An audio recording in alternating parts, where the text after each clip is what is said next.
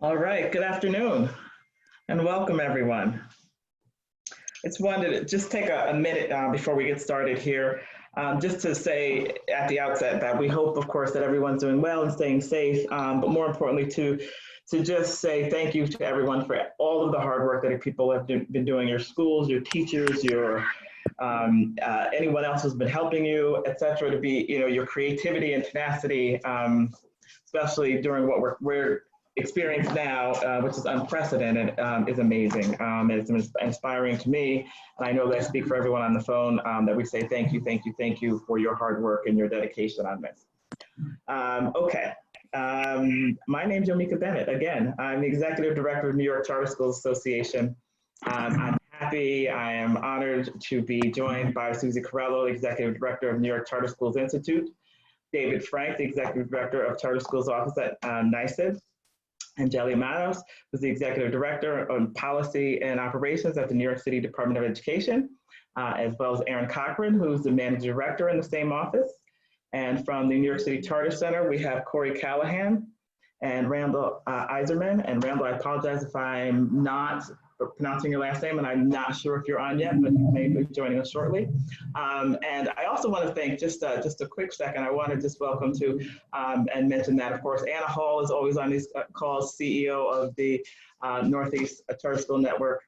And so thank you for everyone for joining us. I think we have all of our speakers here with us today, and we'll get started. I want to run through what today's webinar will include. We'll have 3 components. And we begin by hearing from the authorizers, David, Susie, and Aaron. And Aaron's representing DOE authorized schools, David's representing the SED authorized, and Susie is representing SUNY authorized schools, of course. Then we will transition to New York City DOE specific topics and questions. And then depending on the amount of time left, I will wrap up by touching on some of the non-financial aspects of the state budget, which was passed last week, just to give some highlight of the things that people may be interested in that, again, don't impact or aren't related to directly to school aid and those kind of things. And if we don't have enough time, like I said, to cover those items in the budget, we will be sure to cover that next week. And always feel free to email me with any questions that you have. So I'll also note that we're hosting another webinar on Thursday this week at 4 p.m. in a partnership with Charter Schools Business Management to give guidance and recommendations for budgeting and financial management, certainly around these sort of financial context, what we're going through now. So schools who are interested and anyone from your school or board who's interested in participating on the budgeting and financial management call, look for that on Thursday and look for an email. All right, I think I got all of the housekeeping out of the way. There is a webinar somewhere in here. So thank you all for your patience, Susie, David, Aaron. I'd like to dive in, but first I'd like to open up by giving you the opportunity to share any updates. And so we will start with you, David. Great, well, thank you, Yomika, and it's always a pleasure to be on these calls. And I'm glad to see so many people on and that Susie and Anjali are here as well. I have a few updates, maybe longer than you wanted me to talk, but first and foremost, I hope that everyone saw that the Board of Regents are hitting pause on the Regents exams for this academic year. And there was a memo sent out to the sector earlier today. So if you have any questions, reach out. But please read the FAQ before you reach out. There's a lot of information in there that probably will answer your questions. Basically, if a student is in a Regents-bearing course this academic year and will receive credit from your school pursuant to your requirements, then they will get credit for the Regents exam.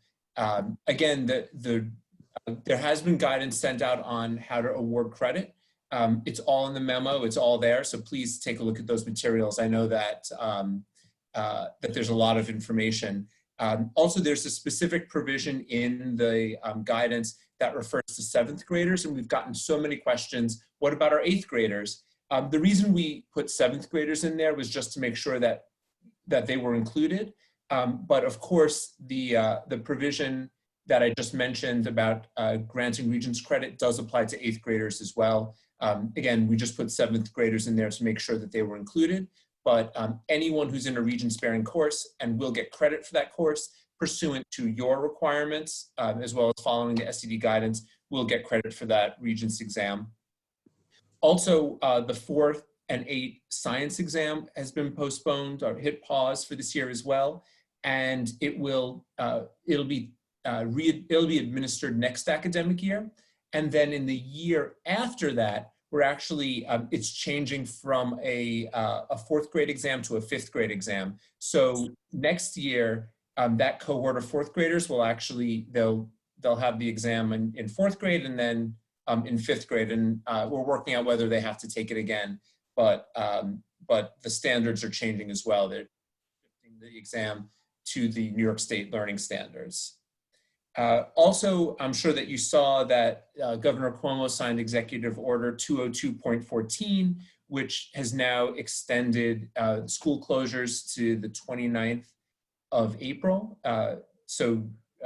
If the executive order isn't extended, then you'd be back in school on April 30th. Of course, Governor Cuomo is taking things 2 weeks at a time. He wants New York State to get back up and running as soon as possible. But of course, he won't put the health and safety of students and teachers and families at risk. So the next 2-week tranche is now up to the 29th of April, but stay tuned for more information on that. And then there's also the provision that's been in all the executive orders, and I have a sneaking suspicion Yomika will ask me a question about the 180 days later, but any day that your school was scheduled to be in session prior to the COVID-19 crisis, and that you're out of your building will count towards your 180 days. So rest assured, I really do think most of you are in fine condition, but that hold harmless provision for the funding was extended.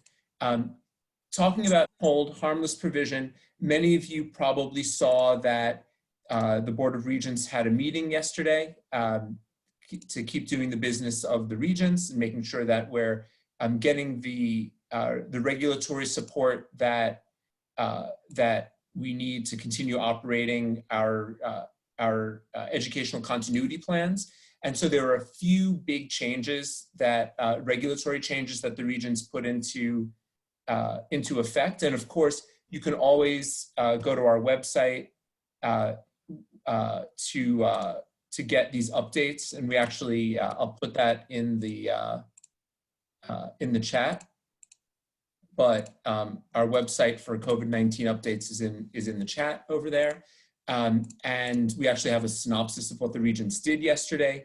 But the Regents passed a regulation that reiterates the continuity of funding for all schools, including charter schools, and provided flexibility for charter and district schools to operate for less than 180 days without a reduction in state aid, as long as you're following the requirements of the executive orders issued by Governor Cuomo. We've also put a flexibility in per pupil billing. And so a charter school can request from the commissioner a delay of up to 30 days for the submission of your per pupil billing invoices if that delay results from an interruption of business due to COVID-19.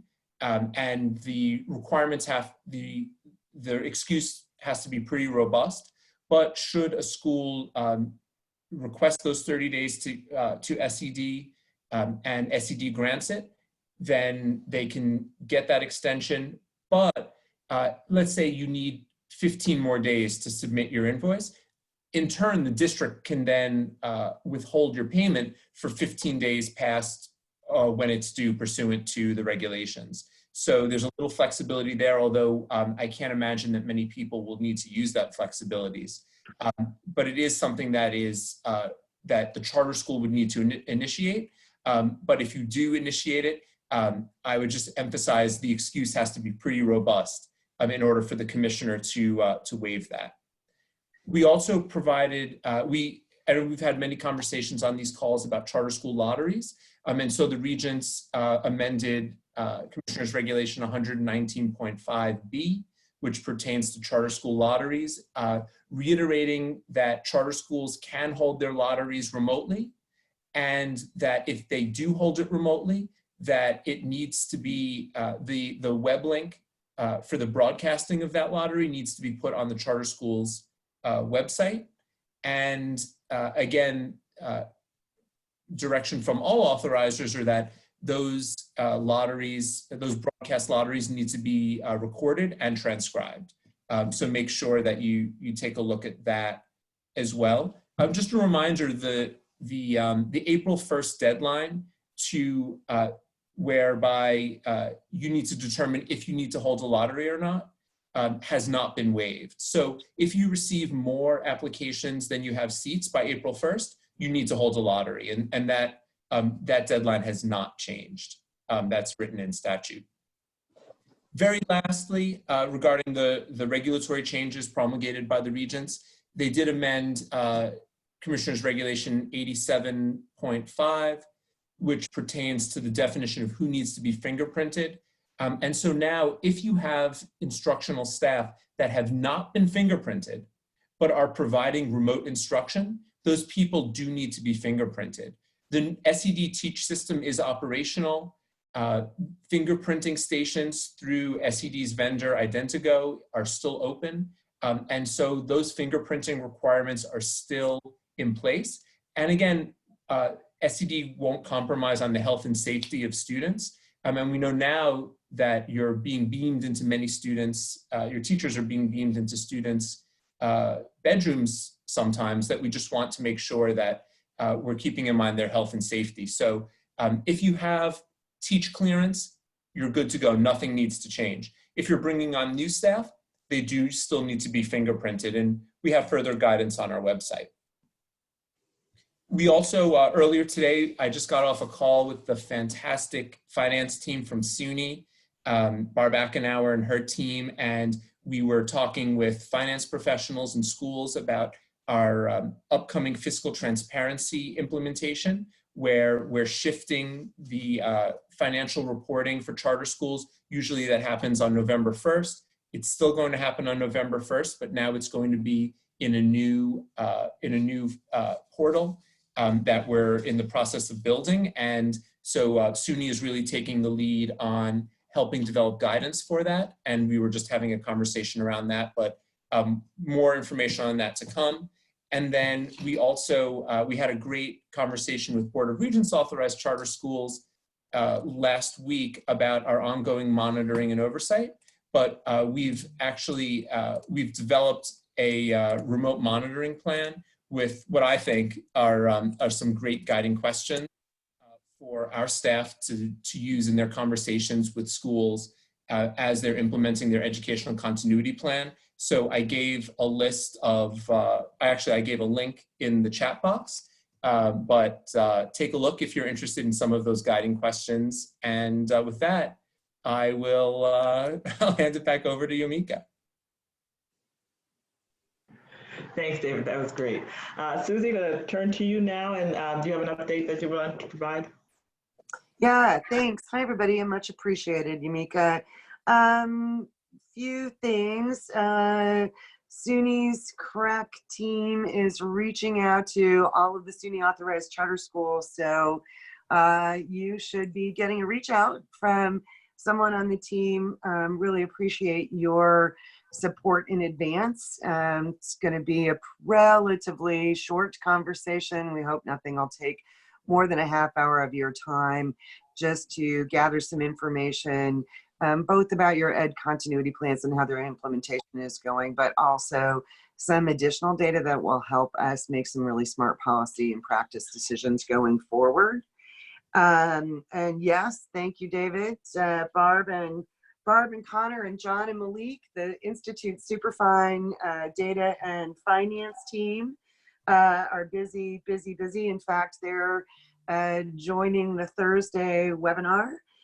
We do anticipate that there will be a few additional budgetary items that we ask for from our schools in the budgets they're providing, so don't miss the Thursday webinar for some previews of what those will look like. And of course, we will continue to provide guidance and support. And that whole team I know is always stands at the ready to answer your questions. So do reach out. We also are getting more and more questions about renewal. And so part of the reach out to the schools is going to help us inform what renewal is going to look like next year and the kinds of information that we will ask for in renewal applications. I know it seems like that's a long way away, but really June is getting closer and we want to make sure that we have all of our understanding about next year as ironed out as possible. We're trying to keep it as simple as possible. And again, I invite everybody's input. You know, we use, I think this may be true across all the authorizers, but we use a mixed methodology to do our research and analysis on schools that are up for renewal, both quantitative and qualitative. The quantitative is certainly going to look a little different in the future, at least for a year or so. And we want to make really smart decisions about that. Similarly, you know, I don't know, David, if you guys are, or if New York City DOE is thinking about the implications of the Regents examinations, not just for the 12th graders. I actually asked the team, we've got about 6,000 kids that are in 11th and 12th grade across all of our schools this year.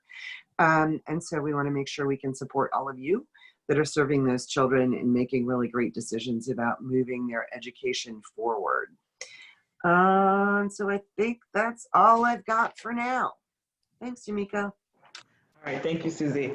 Okay, Erin, do you have an update you want to share? Sure.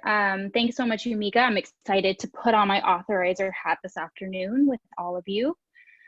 So just some quick updates. We want to send a thank you to the DOE authorized schools for keeping us in the loop as lottery dates are changing and as your district learning plans change and evolve with the needs of your community.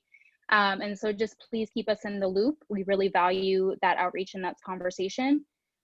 We're also looking at your remote learning plans, and we're looking at all of the guidance that SCD has been sharing, and we'll be reaching out as we have more to share and as we have questions.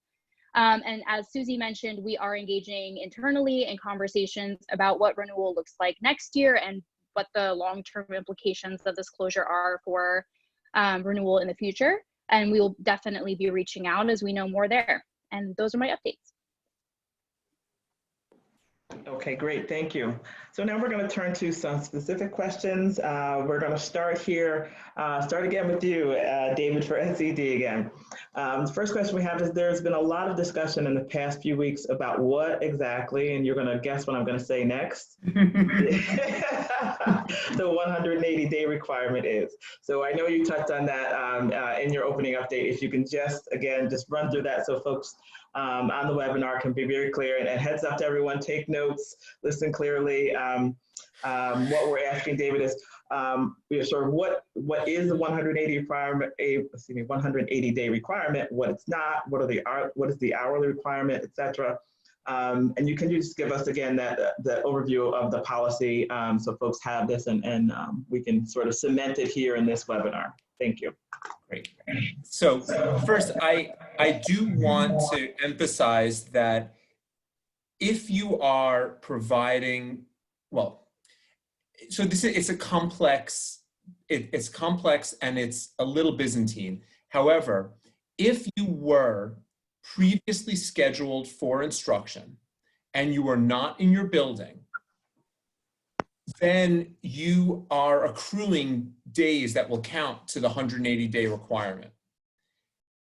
Once you're back in your building, if we're back in your buildings by the end of this school year, then pursuant to the executive orders, the days that you're accruing now will count and you'll be held harmless against that 180-day requirement, as long as you've exhausted any available time, including snow days and vacation days. For most of our charter schools, this won't be an issue. You probably have 185, 190 days already baked in your calendar. You're going to come back. The days that you are out of session now, as long as you were previously scheduled to have that, to have instruction on those days, will be banked towards your 180 days, and you'll be fine. I was actually talking to a school earlier today that said, we still want to plan for our break in May, and let's say we're back, will that count against us on the 180 days? Will we be fine? And this is a school that actually, I think, has 192 days in their calendar. And I said, yeah, that'll be fine as long as you're still hitting that 180 days and that you have 192 days scheduled. We'll take 5 days off. You'll still be meeting that 180-day requirement. So at a very high level, most schools will not be impacted by this. And so it's not really something that you need to worry about. We've gotten so many questions about, can we take a spring break or not? And the answer is there's no prohibition against your school taking a spring break as previously planned. As I've said in my previous comments though, I really would encourage you to think about the optics of your school being on spring break when district schools are required to be in session. And I really would encourage you to use the considerable autonomy that you have to, and if you feel that students or teachers still need a break or a pause, because we know how much stress and strain they're under, that you use some of that autonomy and you think outside the box in terms of how you can still keep students engaged, even if your live direct instruction is paused. That might mean pre-recording instruction, that might mean giving students projects, that might mean a variety of things, but we also shouldn't emphasize the social emotional toll that the current crisis is putting on students and the developmental benefits that being in a structured school milieu that your students are in through remote instruction actually benefits them. So I would encourage you to think about that and not necessarily worry about the, are you meeting the 180 days or not? It won't come into effect for most of your schools. When you're back in session, when we're going back, I would say let's have a conversation then about implications of having further spring or further breaks. But I also have been telling our schools that we also, you're going to come back in session and students might have a learning slide, students might need to have strong academic interventions to help you continue to close that achievement gap. And you might need to think outside the box in order to help address their educational needs as well as their social emotional needs. So I hope that helps address some of these questions. I probably didn't answer it the way many people want, but I think that the executive orders are pretty self-explanatory, and we've just provided a lot of guidance on this topic. Great, thank you, David. I do have one just follow-up question, and just maybe if you could just to again put a bow on this. Can I clarify that if charter schools follow the governor's current and any future executive orders regarding the closures and future openings, operating dates, that they'll be in good standing when it comes to funding? Absolutely, and we reiterated that in the regulatory change that the regents put into effect yesterday that I mentioned before, that as long as you're following the executive orders, even if you don't have 180 days of instruction, as long as you're following those executive orders, you'll be in good standing in terms of funding. Now, there's also authorizer requirements, and you need to talk to your authorizer about those specific schedule changes, but in terms of funding, absolutely. Okay, great, thank you. And I just want to give both Susie and Aaron the opportunity if you wanted to add something about the authorizer specific about the 180-day requirement.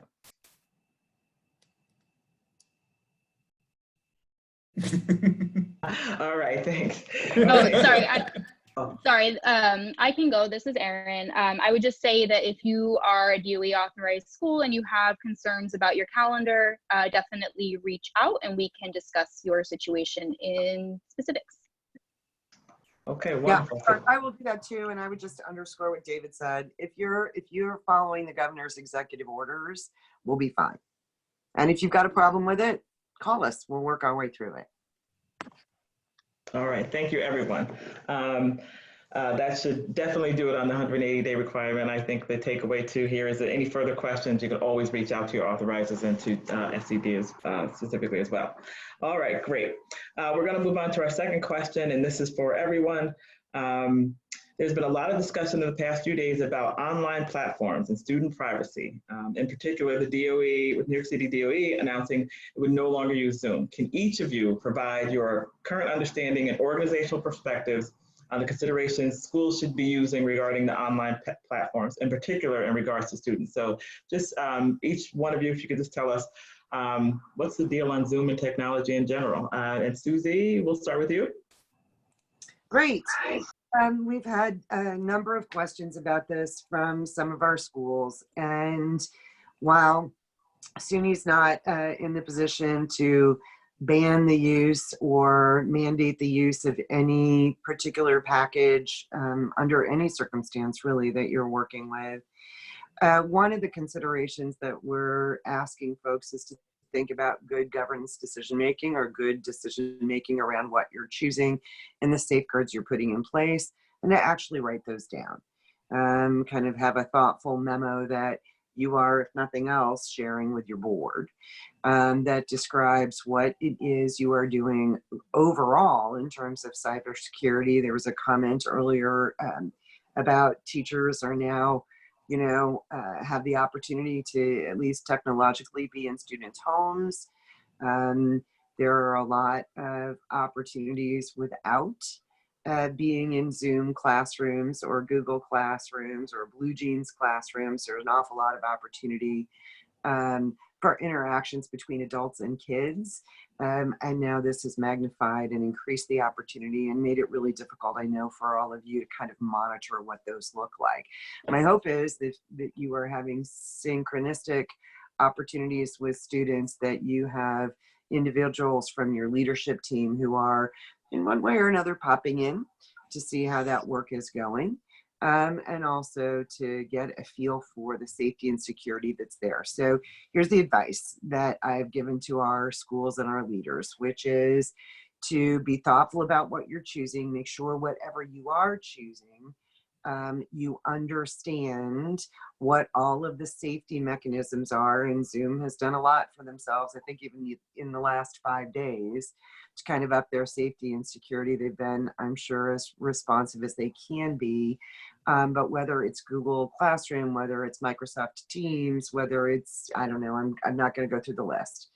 But be thoughtful about why you're using it, record it down, the purpose of using it, what any expectations are that you have for your teachers in terms of interactions with kids, especially, again, if they are synchronistic interactions. What behaviors are still not allowed in terms of using the internet for communication with your children. And I think it's on our website, but I'll double, triple check, because I know that our legal counsel has worked up some proposed guidelines for media use policies. Things like, your teachers and your students outside of a particular social media page that is for that classroom or for your schools shouldn't be having individual interpersonal interactions on Twitter, TikTok, Facebook. I know I'm old, so I probably don't know all the current cool things kids are on. But those are the kinds of things, and we'll be happy to put that guidance out, and we can share it with you guys, Anna, and you can stick it on your website. And I'm sure that Mike will be happy to add it to a list of resources that are still considerations, even in a world where you're instructing kids online. And so what we'd love to see is a thoughtful explanation from the school leaders approved by the boards that say, here is what we're using, here is why we're using it, here are all of the other considerations that we have in play about how we expect our teachers to use social media, or to use interactive synchronistic media with our students. And here is how our teachers this has been communicated to our teachers. Whether or not you have a side webinar for the teachers to go through this, to make sure that they understand all of the security uses.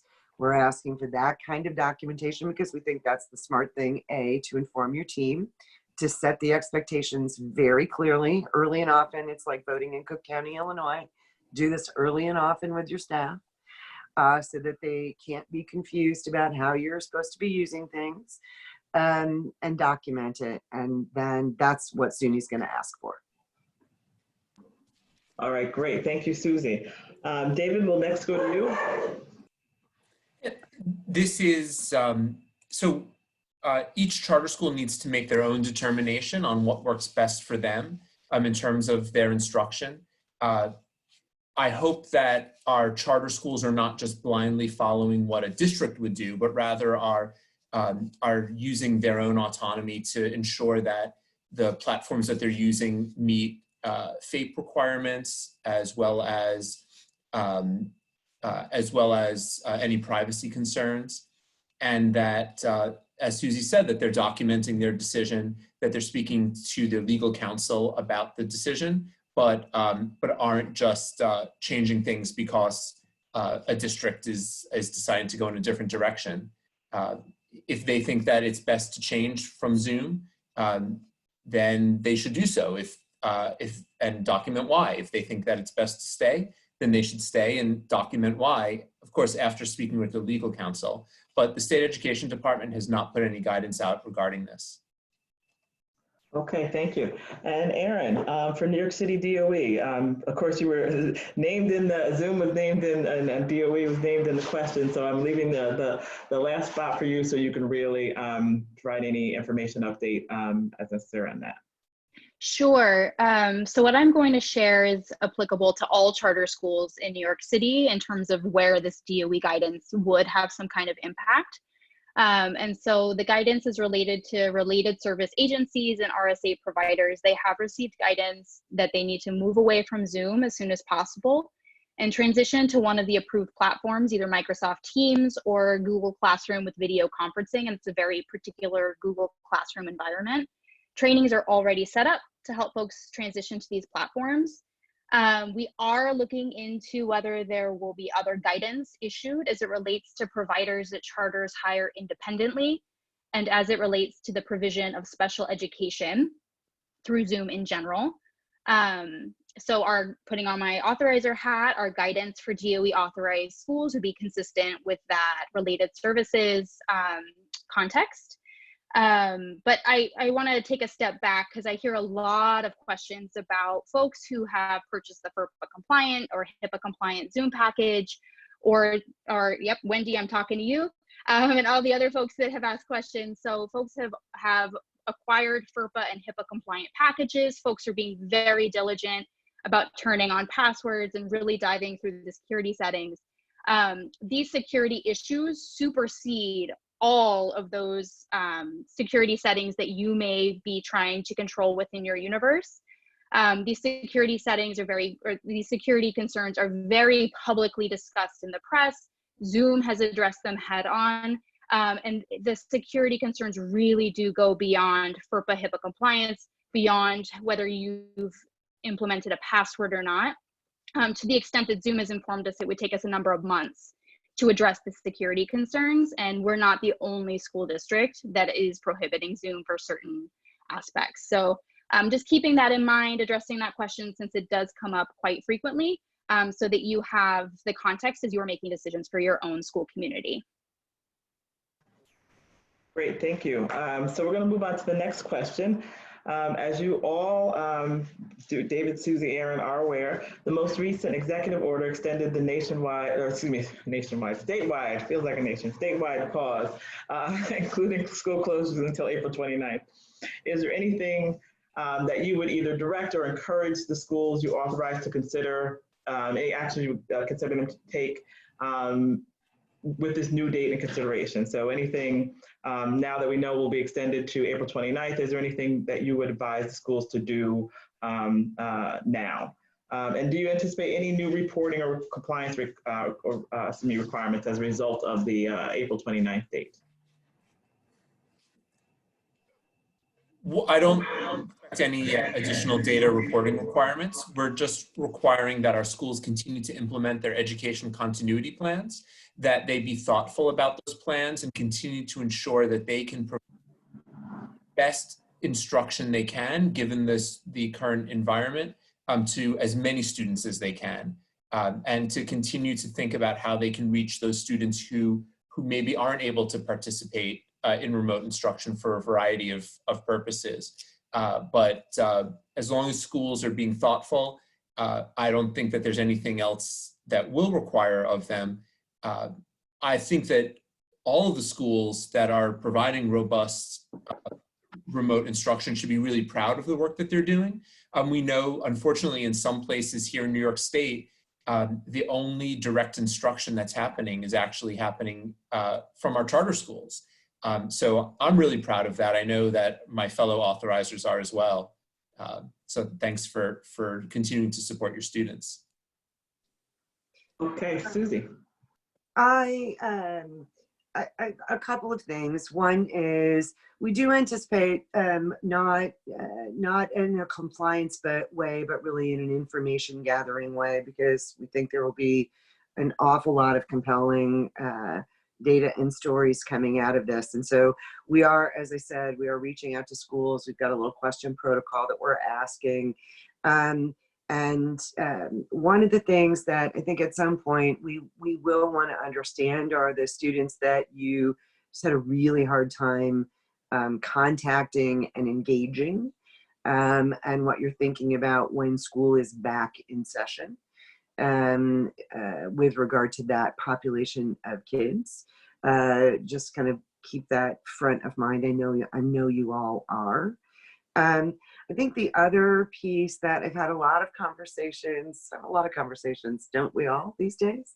And I've had a lot of conversations about school and states that have closed school, and that, you know, New York is only doing 2 weeks at a time. And I promise you, I do not have any special conversation with anybody in the governor's office or the governor, but a couple of contextual things.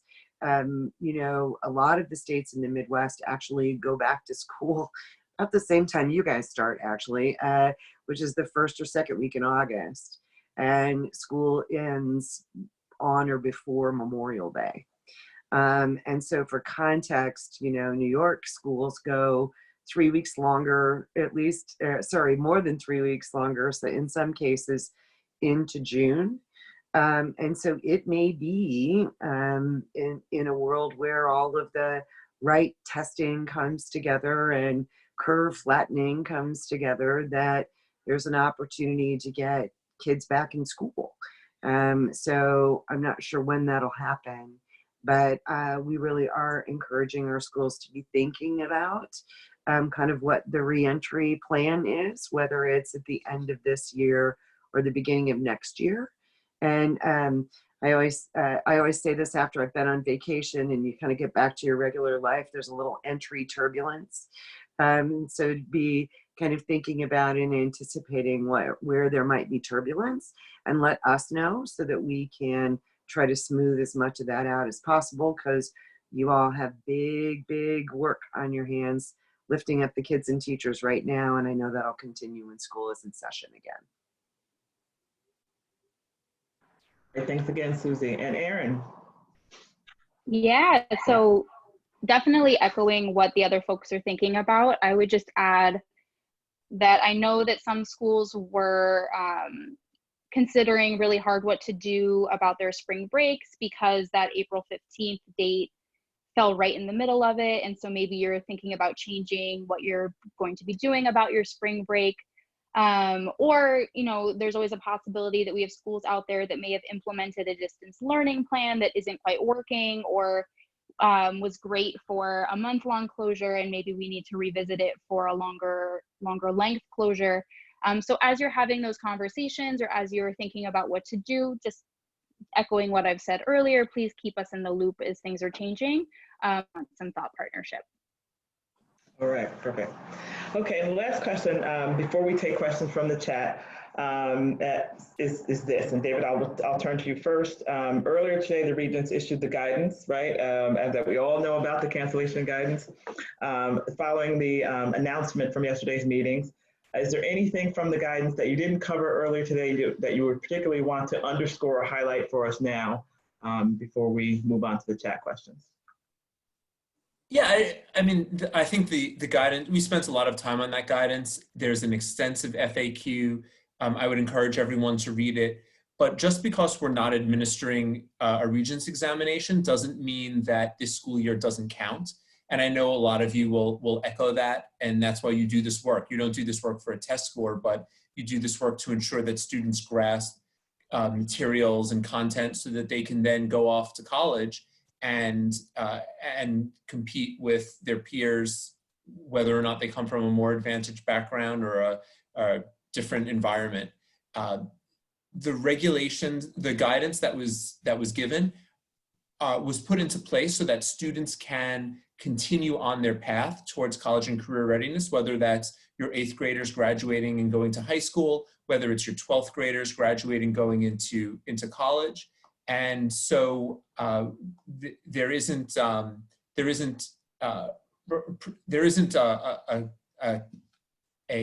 sort of a gotcha in there.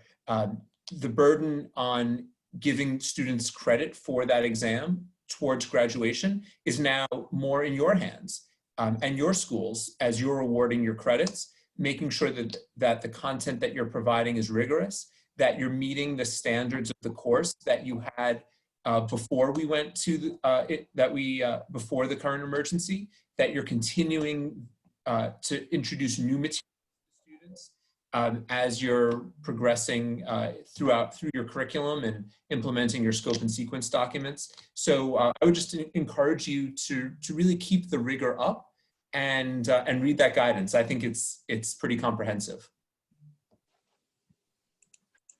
Okay, great. Susie, knowing that it's early, early days here, is there anything that you would add? No, I'm going to leave it at that. Right, great, thank you. And Erin, anything that you would add? No, nothing to add related to the Regents. Okay, so in that case, we will move then to take some questions from the chat. So David, I'm going to put you back on the spot right away again, and I'm going to expose the fact that I have only gotten about 60% of the way through the guidance. So I may be asking questions from the chat that is answered in the guidance. So I'll keep it to 3, but I think these came through and could be helpful. And so specifically, the impact of the Regents cancellation on 2 categories of students and then 1 forward-looking question. So the 2 categories of students are current seniors, rising seniors, I guess I am saying 3 categories of students, and 5th-year seniors, so the oldest cohorts of students. And then any predictions or thoughts about future dates. So for example, August Regents dates. So if a student is in a Regents bearing course and that student will be awarded credit for that course by your school, so that means they pass the course, which not every student will. Some students might not pass the course, but if they do pass it, then New York State will provide a waiver to them. Waiver isn't the right word, but will give them credit towards taking that Regents. So if you have a student who has 4 Regents exams, maybe they're taking, I don't know, they're a science Regents this year and they're in 12th grade. And they're in their, let's say they're in their biology course and we don't have a Regents exam, but they pass the course. Well, then they get credit. They have their 5 Regents and they can graduate. One area where that waiver or that credit won't apply to is if you need another Regents exam for an advanced Regents diploma or an endorsement, then unfortunately they're out of luck and they won't get that advanced Regents diploma or the endorsement, but they will get that credit for the Regents exam and they'll be able to graduate. In terms of overage undercredited students or 5th-year seniors or 6th-year seniors, it's still the same. If they need 1 or 2 Regents to graduate and they're in a Regents-bearing course, let's say they're in an English course that would culminate at the end of the semester in a Regents exam, and they pass the course, they would get credit for that exam. And if that's all they need, they can then graduate. And New York State will issue them a Regents diploma should they be eligible for one through your school. And I think, were those all the aspects of your question, Anna? Those were all the student categories. The one other thing, and then Susie, if you're raising your hand, I'll go to Susie first. The one other thing is any crystal ball predictions, David, about August dates. But Susie, you want to weigh in first before we talk about August? I'm sorry, I was just trying to pull the chat up on my little device here. Susie has his touch screen. So actually, Yvonne from Success, actually, I'm not sure if it was you, Yvonne, so my apologies. It was a while ago, but someone said, rightfully so, actually, it might have been Sonia Park, that we don't know yet about the August Regents exam. So that is true. There's been no determinations for the August Regents exam. Right now, it will still be administered, but I think this gets back to what Susie was saying before. We want to get back to our normal business as quickly as possible. If we can be back in school for the month of June, great. That's a month of instruction that we, in-person instruction we can give students. If we could administer the August Regents exam, that's great. Some of your students who maybe aren't in Regents bearing courses and need those Regents exams will be able to get that credit and graduate or get on the pathway to graduation. There's one other area of the guidance. If a student is in a Regents bearing course and is not going to pass that course, they can retake the course in the summer. And if they pass in the summer, they'll get credit for the Regents exam without having to take the Regents exam in August, should it be administered. Thank you, David, so much. And we are going to transition. I apologize that there are still some Regents questions that are unanswered. This is breaking news. The guidance came out only a few hours ago. And so I think we should all take to heart that it is very comprehensive and certainly will be a topic next week. So my recommendation is read the guidance. If you have specific questions, either reach out to David or hold them for this conversation next week and email them to Yomika in advance, and we will make sure to tee them up. But I think we've had the best broad view we can right now. And I want to hand it over to Corey from the New York City Charter Center to speak with Anjali and Aaron about some New York City specific topics. And then we'll circle back briefly to Yomika, although we may need to hold some of the budget topics, the non-financial budget topics to cover in greater depth next week.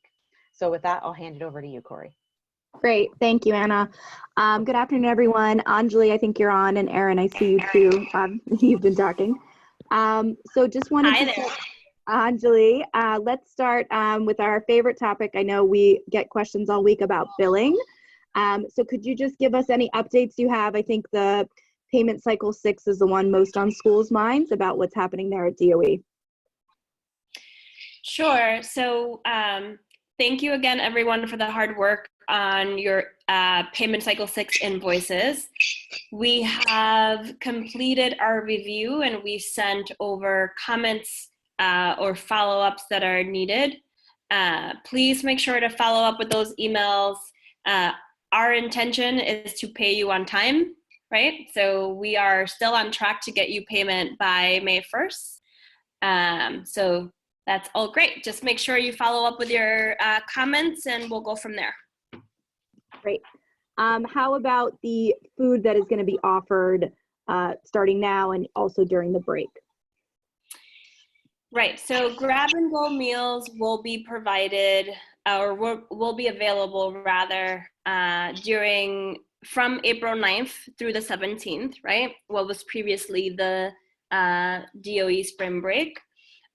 We will have those sites up and running. Just make sure that you go to the lookup tool on the DOE website because some buildings may close just temporarily for 1 or 2 of the days that are in that spring break timeline. So just make sure to use the lookup tool to look for the nearby location, and I'll send that over in the chat. Great. Similarly, are the rec centers all going to be open during the break, or what was going to be the spring break? Yeah, so the rec centers or the recs will be open. If there are any changes for any reason through that time frame, parents will be notified directly. I think as was mentioned earlier, the governor has extended the school closure in the state through April 29th. Schools have been asking, is DOE going to extend the closure past April 29th? Is there anything that we can expect to see about the school closure for the rest of the year out of DOE? Right, so we don't have any further information right now regarding closure, but we do anticipate something in the near future. So we'll keep this group posted. So let's talk about special education. I know it came up in the context of Zoom with the questions that Erin fielded, so this might be to Anjali or Erin. But can you kind of clarify what the guidance is right now in terms of what providers have to move off of Zoom as soon as possible? Right, so we, yesterday we issued guidance to all related service agencies, informing them that they must, transition out of Zoom and onto Microsoft Teams and Google Classroom video conferencing as soon as possible. We know that as soon as possible is not specific enough. However, we wanted to ensure that we were not disruptive in this transition. And so please work with your agencies to make that transition, as soon as possible. And if you need support, please reach out to us. We're happy to provide support.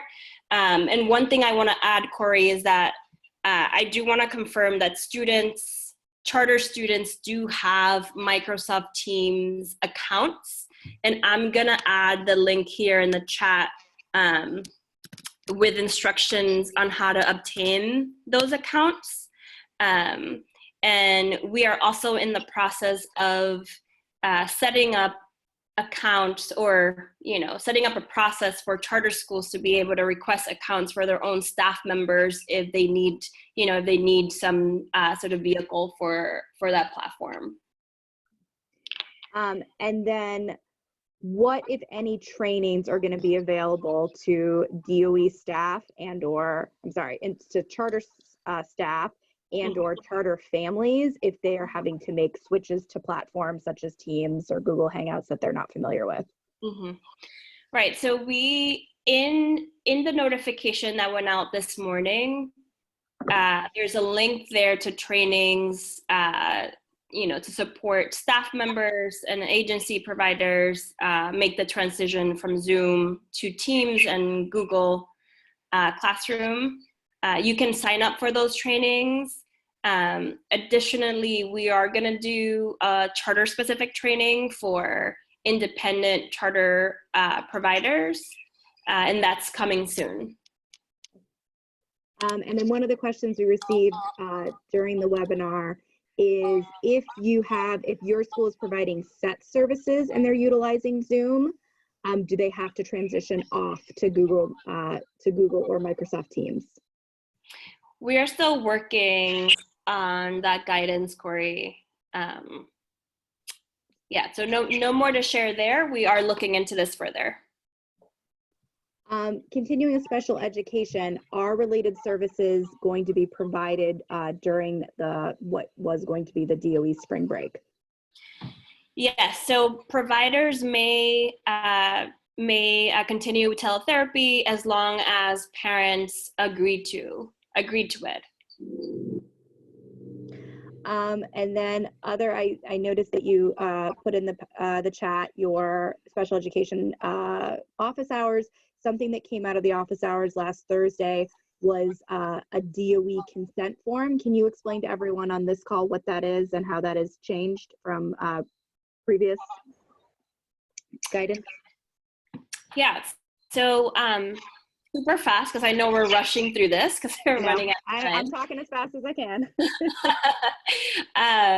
So, and please look out for the C Weekly. We will include more details there, but as we shared in the special education office hours last week, all related services providers, those hired by the DOE and those hired by the charter school, are required to complete the web form, the consent form that is currently web-based. We sent out the link to that, so look in the previous weekly. This is a requirement. We understand that some schools have already created their own consent forms, given that we did not issue our consent form until last week, and we understand. However, we are requiring this in our capacity as the LEA, that you have a consent form for all providers and for every single mandate. Happy to talk through this some more. Please reach out if you want to discuss. Okay. And then just a quick clarification on that. I know you're saying it's a web-based form. Does the charter school-based provider need anything in order to access that form? They do not. I think there are 2 steps to the consent form process. The first one is that you have to complete it with the family, right, with the parent. After you complete the form with the parent, you will get an email that has to be then uploaded into CSIS. Providers should have DOE emails, right? That's how they get into CSIS. And the same goes to independent charter providers as well. The step-by-step process on how to complete the consent form and how to upload the consent form into CSIS, they're linked in the memo that we sent. But it's a little buried, so we're gonna include it more clearly in the C Weekly that goes out this Thursday, so that you can review those steps. Got it.